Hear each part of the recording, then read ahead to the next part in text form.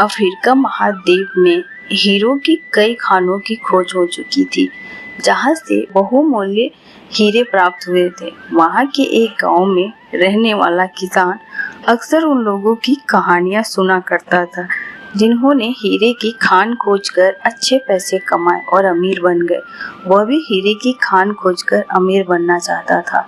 एक दिन अमीर बनने के सपने को साकार करने के लिए उसने अपना खेत बेच दिया और हीरे की खान की खोज में निकल पड़ा। अफ्रीका के लगभग सभी स्थान छान मारने के बाद भी हीरो का कुछ पता नहीं चला।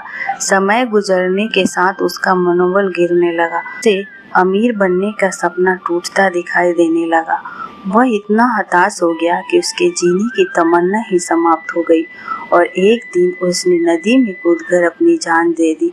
इस दौरान दूसरा किसान, जिसने पहले किसान से उसका खेत खरीदा था, एक दिन उसी खेत के छोटी नदी पर गया। सहसा उसे नदी के पानी में से इंद्रधनुष प्रकाश फूटता दिखाई पड़ा।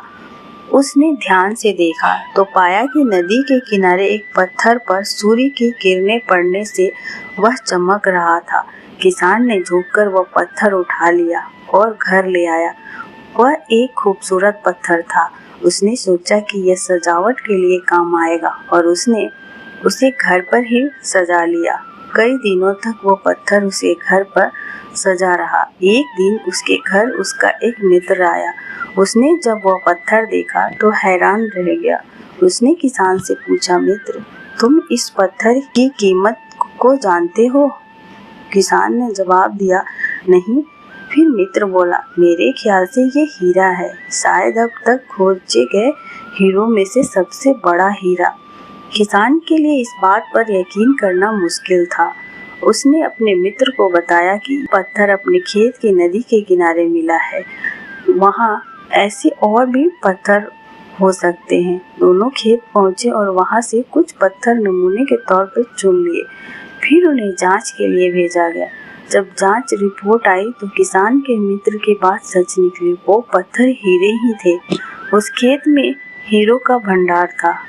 वह उस समय तक खोजी गई सबसे कीमती हीरे की खदान थी। दूसरा किसान उस खदान की वजह से मालामाल हो गया। पहला किसान अफ्रीका में दर दर भटकता रहा और अंत में जान दे दी, लेकिन हीरे की खान उसके अपने खेतों में उसके कदमों तले थी।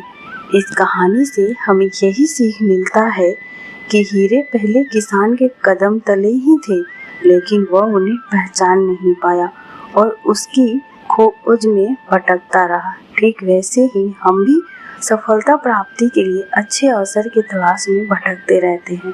हम उन अवसरों को पहचान नहीं पाते या पहचान कर भी महत्व नहीं देते जो हमारे आसपास ही छुपे रहते हैं।